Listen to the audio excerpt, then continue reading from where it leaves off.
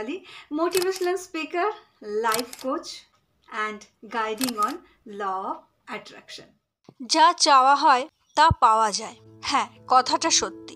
যখন আপনি নিজেকে চিনবেন, নিজের এই জীবনযাত্রাকে উপলব্ধি করতে শিখবেন, কেন এসেছেন আর কি কি করতে পারেন আপনি এই জীবনে, আপনি এই উপলব্ধি করতে শিখবেন, আপনি অটোমেটিক ভালো ভাবতে এবং ভালো ফিল করতে শুরু করবেন। আপনার জীবনযাত্রা ভালো হয়ে যাবে। তা না হলে আমরা তো ভাবি আমরা বোধহয় এই পৃথিবীতে 500 বছরের জন্য এসেছি বা তারও বেশি। তার কারণ আমরা কাজগুলো করি এমন, খুব ছোট ছোট জিনিস নিয়ে আমরা লড়াই করে ফেলি, কিন্তু যেগুলো করার দরকার বোধহয় হয়ে ওঠে না বা দরকার পড়ে না।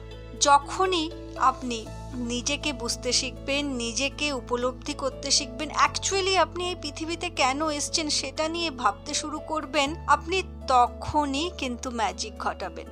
ম্যানিফেস্টেশন হয়, কিন্তু ম্যানিফেস্টেশন কখন হয়?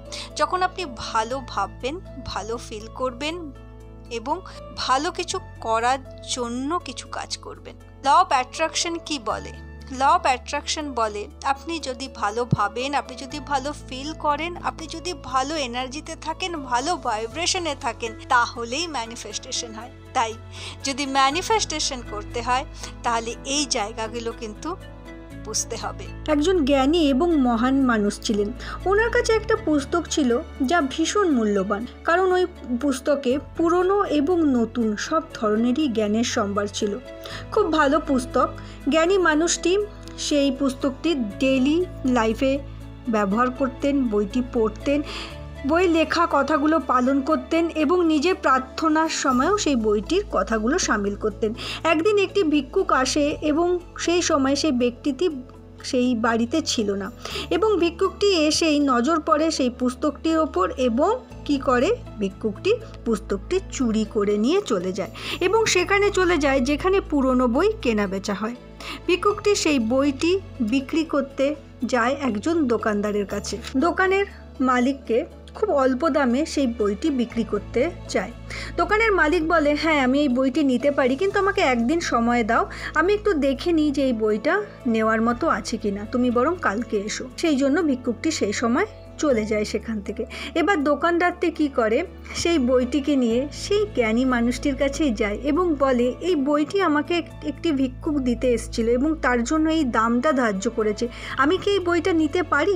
জ্ঞানী মানুষটা বলেন যে হ্যাঁ তুমি এই বইটা নিতে পারো, এই বইটি ভীষণ ভালো। পরের দিন ভিক্ষুকটি আসে এবং দোকানদার বলে যে হ্যাঁ আমি এই বইটি নেব, আমি অমুক জ্ঞানী মানুষের কাছে গেছিলাম এবং উনি বইটি দেখেন এবং বলেন যে হ্যাঁ বইটি সত্যিই খুব ভালো। এই কথা শুনে ভিক্ষুক অবাক হয়ে যায়। তিনি সেই ব্যক্তির কাছে তখন সেই ভিক্ষুকটি বলে যে আমি এই বইটি আর বিক্রি করব না, আমাকে বইটি ফেরত দিয়ে দিন। এবং সেই বইটা নিয়ে সে কি করে, সেই মহান ব্যক্তির কাছে, সেই জ্ঞানী ব্যক্তির কাছে যায়। গিয়ে ভিক্ষুক বলে, এটা তো আপনার বই ছিল, তাহলে আপনি তো এমনিই নিয়ে নিতে পারতেন, আপনি এই বইটি আবার ফেরত দিলেন কেন? তার কথা শুনে সেই জ্ঞানী মানুষটি বলল যে হ্যাঁ এই বইটি সত্যিই খুব ভালো, ভীষণ মূল্যবান, কিন্তু আমার মনে হলো এই বইটি তোমার বেশি দরকার, আমি আবার পারবো এই বইটি নিয়ে নিতে, কিন্তু এই মুহূর্তে আমার মনে হয়েছিল যে তোমার জন্য এই বইটার বেশি প্রয়োজন। এই কথা শুনে ভিক্ষুকটি কেঁদে ফেলে এবং সে বইটি সেই জ্ঞানী মানুষকে ফেরত দেয় এবং সারা জীবন ভিক্ষুকটি সেই জ্ঞানী মানুষের কাছেই থেকে যায় এবং ওনাকেই সেবা করতে শুরু করে। আপনিও এরকম হতে পারবেন, আপনিও এই জ্ঞানী মহান মানুষটির মতো হতে পারবেন যদি আপনি চান। তার কারণ আপনি যা চাইবেন আপনি তাই হতে পারবেন। যখন আপনি কারোর জন্য ভালো ভাববেন, অটোমেটিক আপনার জন্য ভালো হবে, তার কারণ আপনি ভালো ভাইব্রেশনে থাকছেন। নিজের মনোযোগ ওখানে দিন যেখানে নিজের ভালো হয়, সাথে অন্যেরও ভালো হয়। তাই ধ্যান করুন, এতে মাইন্ডকে কন্ট্রোল রাখা যায়। ধ্যান করলে সবথেকে বড় সুবিধা কি বলুন তো? কোনো একটা নির্দিষ্ট জিনিসে ফোকাস করা যায়। আর যখনই আপনার কোনো নির্দিষ্ট জিনিসে ফোকাস হবে, সেটা কি হয়, সেটা চাইলেই পাওয়া যায়। আপনি যা চান তা বারবার ভাবুন এবং বিশ্বাস করুন আপনি তা পাবেন। আপনি যতক্ষণ না কোনো বিচার নিজের ভেতরে না আনবেন তা সত্যি হবে না।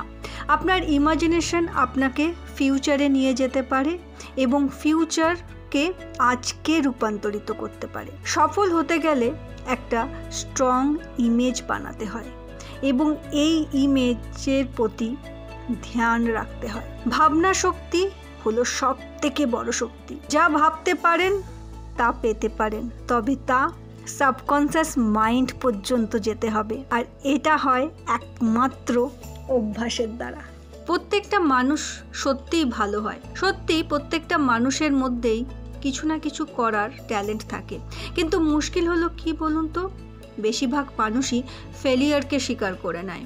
যদি আপনি আমার আওয়াজ শুনতে পারছেন তাহলে জানুন আপনি বদলাতে পারেন, কিন্তু তার জন্য দরকার মাইন্ডের রিপ্রোগ্রামিং। আপনি সত্যি সব কিছু ম্যানিফেস্ট করতে পারেন, আর আপনি জানেন এই ম্যানিফেস্টেশন শুরু হয় কোত্থেকে?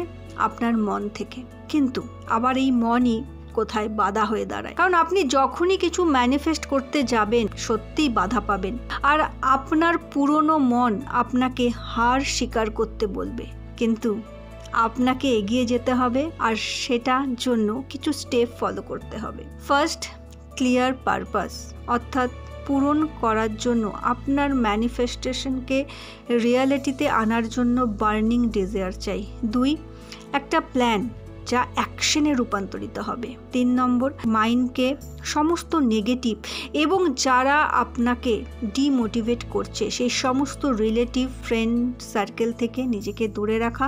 আর 4, সবথেকে গুরুত্বপূর্ণ, একটা পাওয়ারফুল অ্যাসোসিয়েশন, পাওয়ারফুল গ্রুপ এমনভাবে নিজের চারপাশে বানান যেখান থেকে আপনি সব সময় একটা ভালো ভাইব্রেশন পাবেন এবং এগিয়ে যেতে পারবেন।